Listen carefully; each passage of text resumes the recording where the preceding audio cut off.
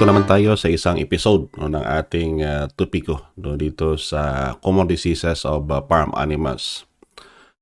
Sa ngayon, we'll be discussing about the spread of diseases and the immune response of the body. So, ang ibig sabihin ng itong topiko na to, this is on how the diseases or the infection being spread among the farm animals, and we'll also be tackling on how the immune system of the animal responds to various level of infection. Isa kasi sa mga kalimitan na nangyari in the farm is that na ang sakit ng hayop, yun palaging sabi that for as long as you are raising live animals, there is always a tendency whereby ang sakit papasok at saka may namatay na mga alagang hayop po natin dyan sa respective farm ninyo. Kaya nga na isang pamaraan para mapaakyat yung possible income that we have and also implies for the possible profit is that na yung sakit, if possible, we can reduce the level of infection occurring in our respective farm. And hindi lang sa ating farm but even in some other areas, especially in the community. Dahil if there is what they call the presence of infection in the community, is particularly in the nearby areas or nearby racers sa ating lugar, whether we like it or not, isa sa mga mapiktuhan ay tayo din. That is why that in this episode, we'll be discussing it para at least kahit paano alam nyo kung anong gawin nyo. And I know that isa to sa mga pamaraan natin para makatulong, hindi lang para sa ating sarili but even to the community where we are going to serve in the days to come, and even to our followers here in the podcast. Ang tanong palagi is that na paano ba nagkakalat yung sakit? How diseases are spread? Minsan, pag yung hindi mo alam kung ano ba talaga ang nangyayari, it may affect the level of your productivity. To the point that sometimes what we are doing in the farm is siya mismo ang nagdulot ng sakit dyan sa ating mga alagang hayop. Yung kung bakit that if we are going to take a look on the common causes of diseases, actually ang sa karamihan yan, or maybe majority of it, that is caused by the improper sanitation in our areas or our farm, na kung saan dyan nagsimula ang mga mikrobyo na nagkalat sa buong farm natin. That is why that the infection possibly can be minimized in doing it so. Pero ang tanong ngayon, ano ba ang mga ahente? Sino ba napakakalat na sakit on the farm? First is that introduction of animals with unnoticed infections or carrier of infections.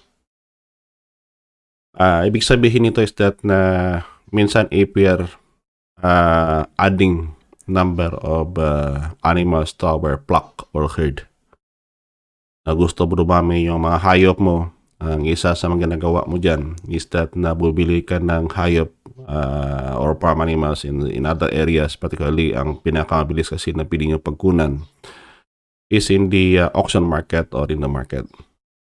Kaya lang, ang hindi natin nakita is that na if we are buying the new stock to introduce in our herd or flock, can you inspect it kung may sakit ba o wala? Kaya lang minsan the manifestation of diseases hindi naman agad-agad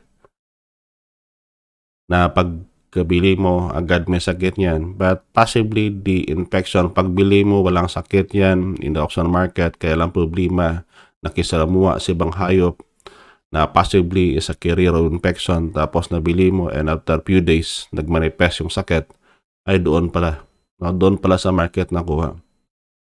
Ang isa doon, possibly even the stress brought about by transporting the animals from the market papunta sa farm. Kaya nga dapat na there should be a proper schedule na kung saan na kailan mo dapat i-transport. Naalala ko kasi when we do what they call the dispersal project then. Na kung kulang yung manok, bili ka sa market. And then have it be collected in the station. Ang nangyayari, ay nako, ang isa sa mga kalimitang sakit ng mga hayop, lalo na on the transport, is what they call the shipping fever. We'll be discussing the detail of it on the next episode that we can have on this subject. So yung kung bakit that particularly if you are doing or buying additional stocks, possibly do not directly introduce it on the group of animals that you have present in the farm. Pwede bang ilayo-layo natin muna ng konti?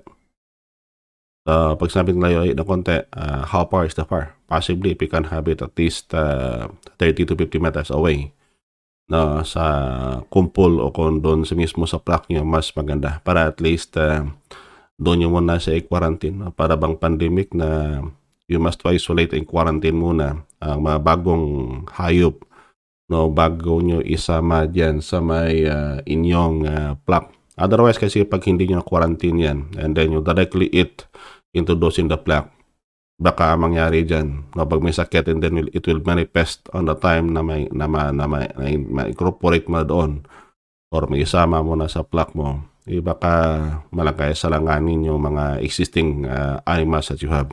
Yung ko bakit that is possible na have it be isolated. The second one is what they call the improper disposal of dead animals. Ang tanong palagi, how should dead animals be disposed? Ito kasi ang isa sa malaking consideration because if with the way and how we treat dead animals, it varies dependent on the size of the animals. So, kasi kung tingnan natin, the bigger the animals, ang kapital na nakalagay dyan is medyo malaki-laki din.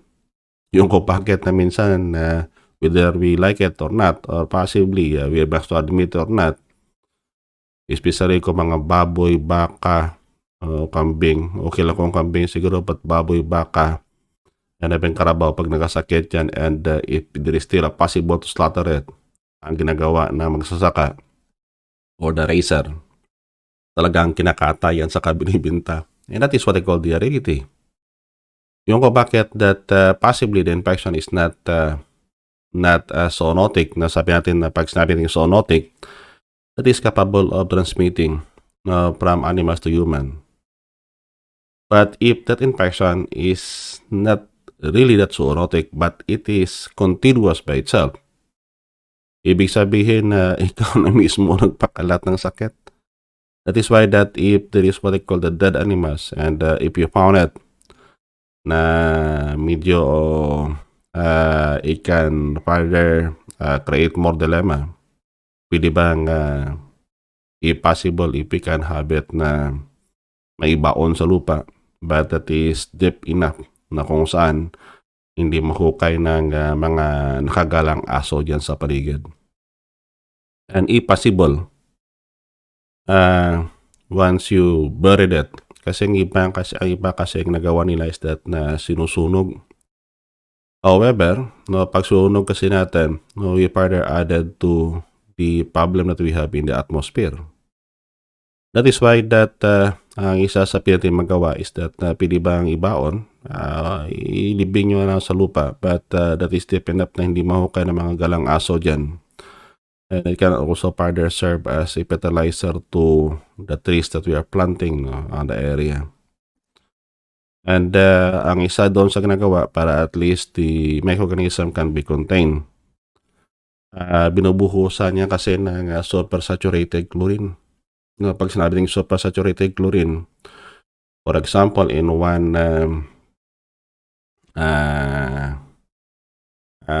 tin can, about 16 liters of water, binubuhusan niya ng, nilalagyan niya ng almost mga kilo of chlorine granules. Tinutunaw at saka yan ang binubuhos para at least yung infection could not be spread but it can be contained within that area only. And saka yung area na kung saan daw nanggaling yung hayop na namatay, sinisprayan yan ng supersaturated chlorine para at least infection could not further magkalat. So, that is what they call the way and how we should properly dispose. Otherwise kasi pag ginagawa ng iba, particularly on chickens, yung tinatapon na lang doon sa ilog o di kaya sa sapa. What happened is that na pag inaro yung tubig, saka kinuha yan ng aso, ang tendency niyan is baka madala ng aso doon mismo sa bahay na may-ari, na kanyang may-ari. And how about if that infection is continuous? At saka may manok man doon. Yung kung bakit na yung sakit, kahit sabihin natin, walang sakit yung manok mo, but yung aso mo kasi, dinalhan ng patay na manok galing doon sa ilog di sa sapa, siguro mayroong atay o di kaya NCD, doon nagkalat ang sakit doon mismo sa area. So that is why that one way and how we can protect also others is to have our animals or dead animals be properly disposed. Ang isa pa doon is in terms of what they call the contaminated premises, water, feed, equipment, or personal protective clothing. Ang isa kasi sa nakita natin is that the premises by itself. Yung kung bakit na palaging sinasabi natin is that impossible properly lay out your respective housing of your animals. Bakit? Kasi ang nangyayari, if hindi sa properly lay out at hindi makapasok ang hangin doon mismo, kasi the ventilation by itself is very critical on the health of your animals. Possibly in the larger animals, the concentration of 5% carbon dioxide, that is not as harmful as to the chicken exposing in the same concentration of carbon dioxide. Ang nangyari kasi if mataas ang carbon dioxide at that level kasi, it would create what they call the nuisance among the animals and it will create stress. Pag naka-stress yan, anaerobic bacteria or microorganism tended to enter in the body of the animals. Yung kung bakit na pag hindi maganda ang ventilasyon, ang sakit sa manok is very prevalent. That is not only on chicken but even for some other animals. Ang kalinisan is also critical. Yung kung bakit that aside from the ventilation, dapat yung housing mismo or paligid na kung saan doon tayo nag-alaga ng manok, possible pwede bang linisan natin? Otherwise kasi pag hindi malinis yung paligid, doon na mamugad yung mga mikrobyo na kung saan if the condition will favor, mas mabilis sa kanila mag-spread among the animals that we are raising in that area. Aside from that is that and how the sunlight could penetrate inside the housing. Isa kasi sa nakita natin is that na given the climate change that we have, that could not easily be controlled because it is a worldwide phenomena. Sabi daw in the legislation, laws knows boundary. Ang mga layi daw it is only being implemented within a certain boundary. However, the devastation we created in the environment, walang boundary yan. Likewise in the climate change. That is why that even in the designing of housing, ang palagay ng mga bubong is still very critical. We are spending thousands or possibly the accumulated economics is in the countries that in terms of disinfection. Possibly farm owners are spending millions accumulated the whole country just for disinfection. We did not consider na kung saan yung init ng araw is the cheapest form of disinfectant. Pwede bang if we design the housing, particularly the roping, if we can allow na certain percentage of daylight that can enter inside the housing, the better it will be. Yan ang isa sa mga pinakamalaking consideration natin if na we are doing it. Yung kung bakit that ventilation, hangin, kalinisan in the premises is very critical. Why? Because pag hindi maganda yung ventilation, hindi malinis, at saka hindi makapasok yung init, yung kung bakit na palagiang pumapasok ang sakit sa ating mga halagang hayop. Aside from that is also the water that we're using. Either it is for cleaning or for drinking, lalo na pag inom ng hayop. Ito kasi ang nakita namin is that na pag yung tubig is highly contaminated, ang problema palagi natin is that na kahit yung hayop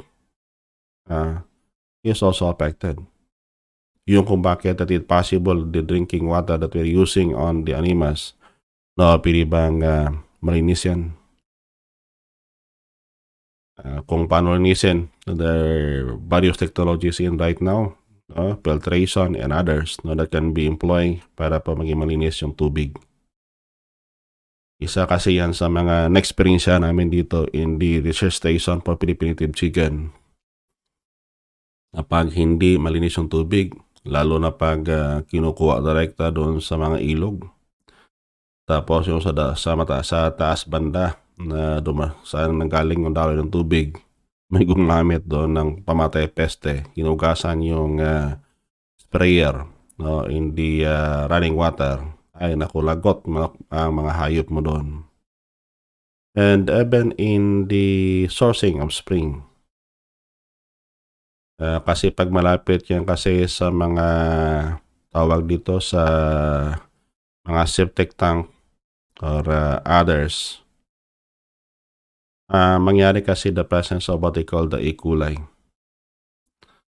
Ang karamihan ng E. coli na sa tubig, pag pumasok yan sa katawan ng manok mo, ang isang manifestation doon is that na parang di lumalaki yung manok mo. 3 buwan na, pero yung size niya parang sisiyo pa rin. And even with some other animals, it depends on how the animal respond to the presence or the load of such kind of microorganisms. And hindi lang ikula yan. Marami pa yan. That is why that isa sa nakita natin is that na ito, ang tubig. Kahit yung patoka or pakain sa hayop. If you are not using, adapting the technology or the standard of the organic and using what they call the conventional means of farming, ang paggamit kasi ng animal-based na feedstuff ay isa sa mga pamaraan para yung makakulangan sa sustansya is maibsan.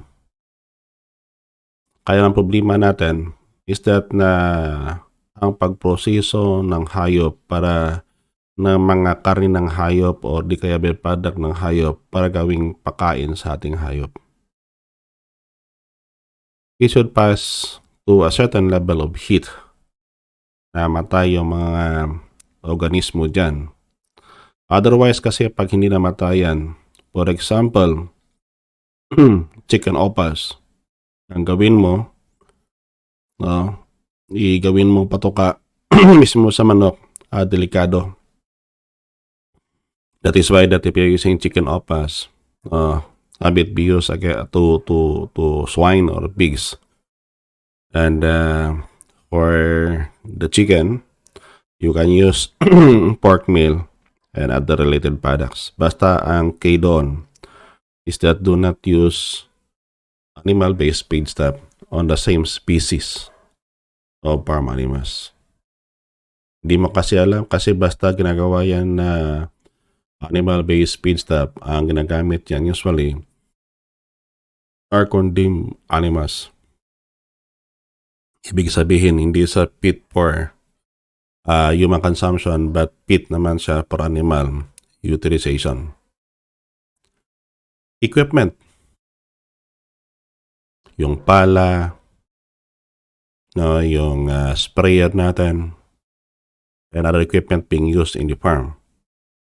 Dapat ingat-ingatan natin. Otherwise kasi pag hindi nyo ingatan yan and then you keep on using it, na magiging problema mo later on is that na baka yung sprayer, for example, you use it to spray on the hazardous chemicals, tapos ginamit mo pang spray din sa katawan ng hayop mo, baka malason yung hayop mo. Even the feeding troughs na hindi nyo nahugasan ng maigi, possibly may natira doon na mga feeds to the point na napanis at saka pinasok na mikrobyo yan. Baka madulot na sakit yan. So that is why that the equipment by itself, dapat mapatili natin malinis at sanitize yan para na hindi ito magkalat ng sakit, lalo na yung patubigan. Drinking troughs, for example, pag may isa sa manok o hayop mo dyan, baka o kalabaw na nakainom dyan, na kung saan infected ng sakit, tanda natin na yung laway o the saliva coming from that infected animals, hindi may iwasan yan na tumulo doon sa tubig or get contact with the drinking water. Ano mangyari? So, ibig sabihin, siya mismo nagkalat. Isa pa lang. Yung hayop 2, uminom din. Hayop 3, and so on and so forth. What happened is that the infection is only came from one animal, but later on spread to the whole flock or herd. Yung kung bakit that you must always to consider yung patubigan na yan. Kasi sa lahat na nakita ko is that yung patubigan na yan is the one of the agent that could easily transfer infection from one animal into another. Despite that, it should be maintained or cleaned properly para na hindi kumalat yung mga sakit. And even the personal protective equipment or clothing that we have. Ang mga hayop kasi meron silang tawag dito yung way and how to identify yung mga caretaker nila. That is why that pag maramihan kasi nakastress yan. So what is being done for the larger farm is that they have the uniform or what they call the protective clothing na sinusuot lang nila yan pag na doon sa loob ng farm. That is also to protect the animals and protect also the herdman or the flockman. Kaya ang problema natin pag nagalaga ka naman ng hayop tapos pumunta ka doon sa may sakit and wearing those protective clothing that you have, inalagaan mo yung isa na may sakit, pagkatapos unconsciously pumunta ka doon sa mga younger animals wearing the same protective clothing, ano kaya mangyari? You're the one spreading the infection. Yung kung bakit nasabi natin is that na protective equipment or clothing by itself can also serve as the agent for the spread of infection. Ang isa pa is what they call the uncontrolled entrance of stray animals like dogs, birds, and rodent.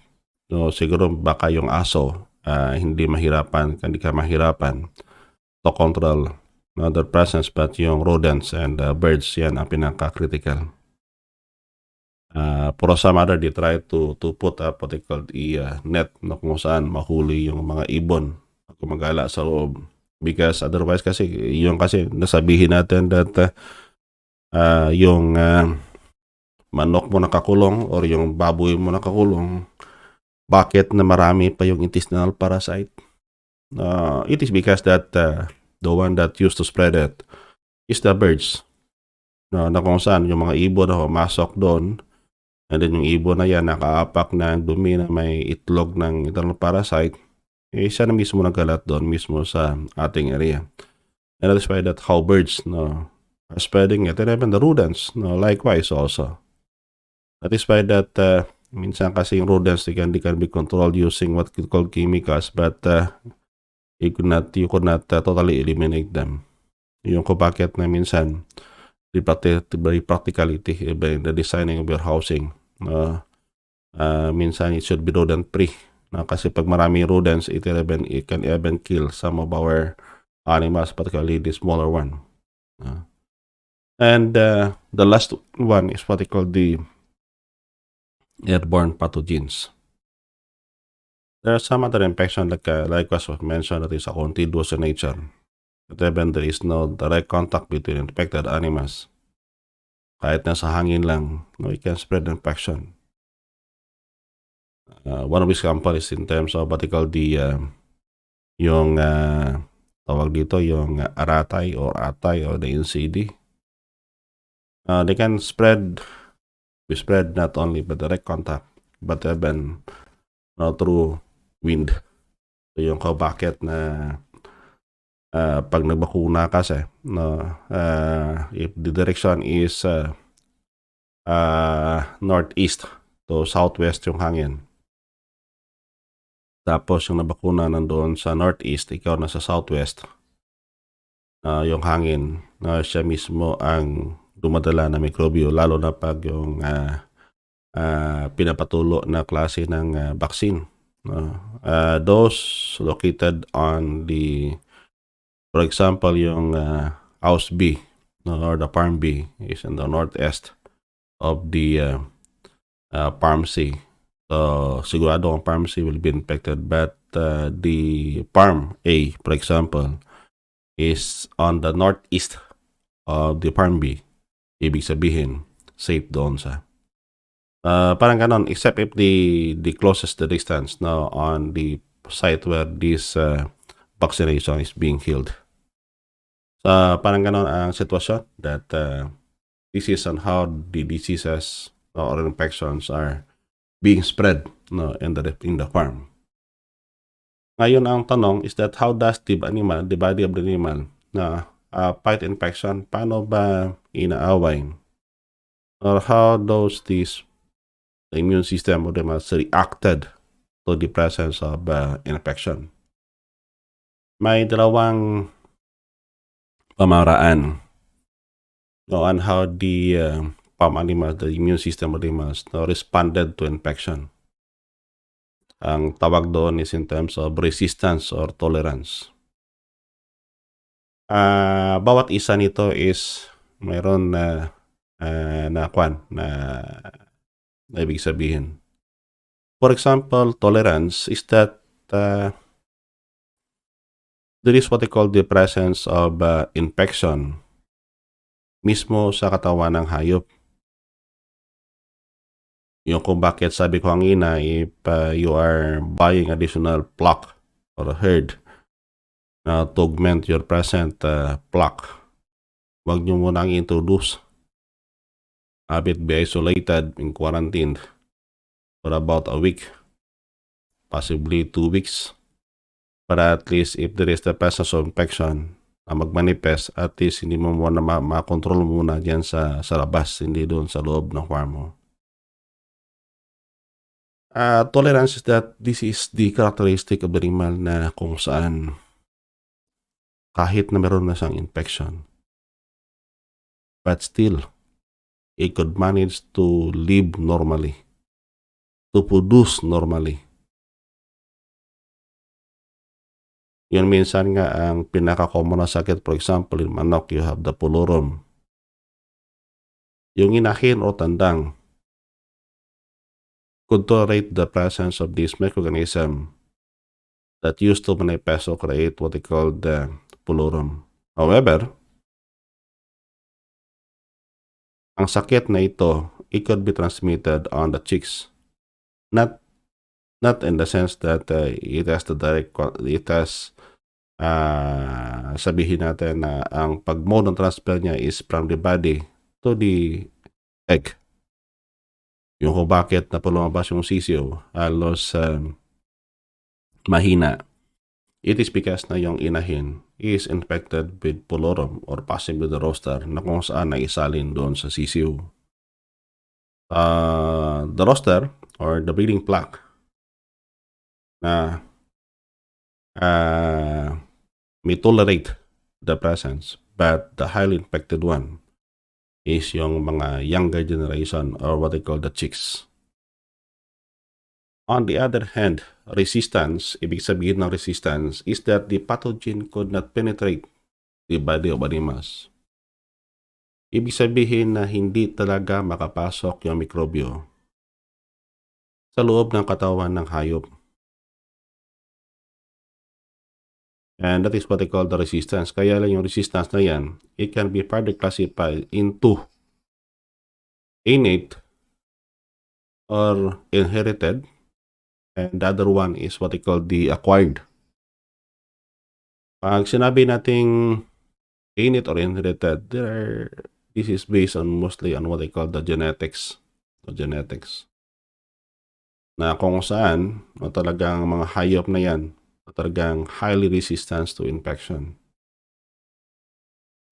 Yung kung bakit na kung sa mga manok sabi palagi is that na yung native kasi na mas mataas ang resistance compared to those the commercial breed of poultry na kung saan you need to give antibiotics or veterinary drugs to control the infection, but a native mas mataas.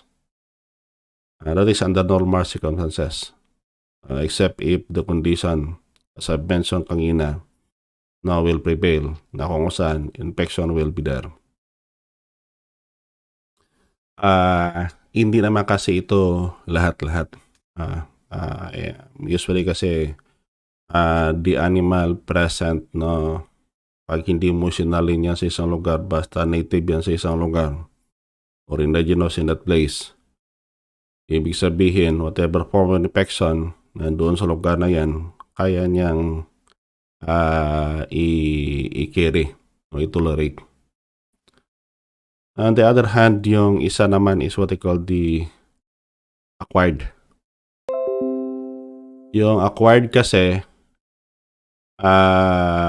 it is more on what they call the true vaccination. Yung active, this can be resolved right after the animal recovered from certain infection or due to vaccination. Ibig sabihin that yung mga hayop na kung saan naturally recovered from infection, sila yung mga hayop na kung saan were able to develop the resistance against the infection. Or yung iba naman na healthy para to eliminate the possible the chances of in the flock or in the herd. Ang ginagawa, binibigyan ng bakuna para at least yung immune system niya mapa-improve to the point that it could resist infection. That is in terms of what they call the active. However, yung passive naman, it is to the use of what they call the anti-serum or the immunity transferred from dam to the offspring. Ibig sabihin, from inahin. Kung yung inahin na bakunahan, yung mga nanay, ang dam kasi is nanay, sire is tatay. Pag nabakunahan yan, ang tendency niyan is that na yung infection, kaya niya nang i-resist to the point that the body by itself were able to develop immune response against infection na kung saan pwede niya may pasa sa kanyang mga anak kung mga anak siya. On the other hand, ang isa naman is serum. Ang serum kasi that is the one of the component of the blood na kung saan kinukuha yan at saka ini-inject sa katawan ng hayop na hindi pa na-infect para at least it can give a temporary protections against such kind of infection. Kaya lang ang paggamit ng serum, you need a technical skill and at the same time equipment to separate the serum from the other blood component. This is on how the animal fight the infection. Ang pangatlo is that ang tanong, how does diseases manifest for its presence in the animals? Paano malaman na yung hayop ay may sakit o wala? By mere looking on it. Iba kasi ang pasyente pag tao, kasi kung tao, you can ask, kamusta yung pakiramdam mo, may sakit ka ba o wala. But for animals, hindi naman kasi nagsasabi ko ano sakit niya. Hindi naman nagsasalita kasi yung hayop. Yung kung bakit that if you are the one to observe it, kasi kung araw-araw kasi sila palagi yung kasama mo, ang tendency mo is pagtingin mo pa lang, alam mo na kung may sakit or wala. Yung kung bakit that there are two means on how to detect the presence of infections among the farm animals. First is through what they call the signs. So, ang sign kasi, this is more of what they call the physical manifestation on the presence of infection. Sabihin natin, namumula yung katawan. Siguro natusok yan. Nilalagnat. Tumataas yung init. Siguro may infection yan. And others. Isa kasi yan na makikita po nyo as to the expression of animals abnormal to what is really taking place in the day-to-day activity of such animals is the manifestation na possibly meron siyang sakit. On the other hand, yung symptoms naman is yung usually would not easily be detected but it may take time para malaman mo na mayroon palang infection. Ang isa dyan, for example, sabihin natin, walang gana kumain yung hayop. Pag walang gumana kumain yan, that is what they call the general symptoms of the infection. Hindi naman kasi lahat-lahat na walang ganang kumain, may sakit, baka busog na yan. But in a normal condition, sabihin mo na parang iba yata kumain to ngayon compared to last week. Noon kasi makaubos pa ng 1 kilo. Ngayon, kahit kalahating kilo, natira pa rin. And that is what they call the signs. And there is what they call also domino effect on the other performance of the animal. Isa dyan is in terms of the reduction in production. Kasi pag walang ganang kumain yan, nilalagnat yan, ang tendency, pati yung productivity niya is affected. And that is why that dapat keen tayo. If you are observing the animals sa araw-araw, para bang magsasaka pag pumunta ka sa field mo o sa farm mo o sa bukirin mo, huwag ka lang parang dumadaan ka parang hangin. Stay for a while and observe it. And after that, tingnan mo kung ano ang expression ng hayop na healthy at saka ang expression ng hayop na may sakit. Kasi kung sa tingin mo parang lahat-lahat na active, baka yung impression mo walang sakit dito. But pag in other days, makita mo yung isa matamlay, parang walang gana na magkilos, pati magkain ng tubig, yan na ang isa sa mga consideration mo. Baka may sakit na yan. And that is why that mabigyan mo ng karampatang katambal para mas mabilis na makarecover.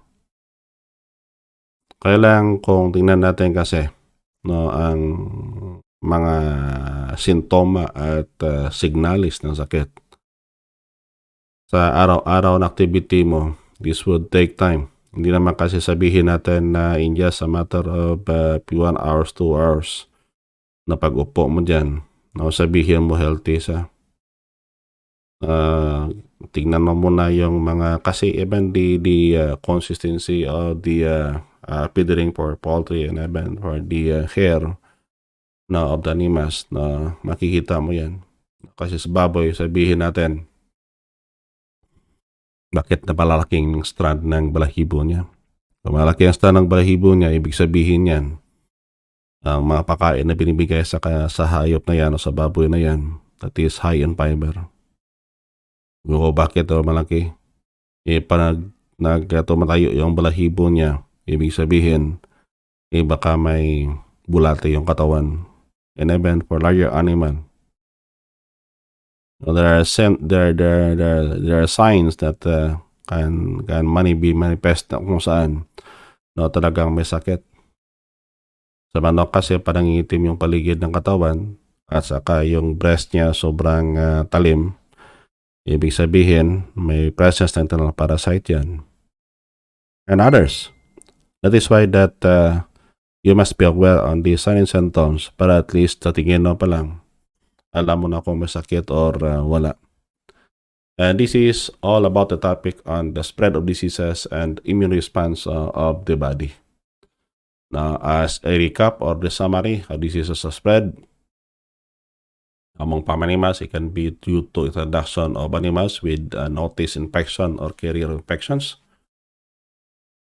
improper disposal of dead animals, contaminated premises, water, equipment, and personal protective clothing, uncontrolled entrance of stray animals, and for some, infection, they are airborne pathogens. And how the body can acquire to fight infection, it can be in two. Either it is through tolerance, ibig sabihin, nandun ang infection but the animal would not manifest its presence. And the other one is resistance, ibig sabihin yung infection nasa labas pa rin. Kaya yung resistance can be divided into two. You have the active, through what they call the recovery from the present infections or through vaccination. And the other one, it can be passed on from the dam to the offspring, or possibly due to the injection of reduction of what they call the anti-serum or the serum.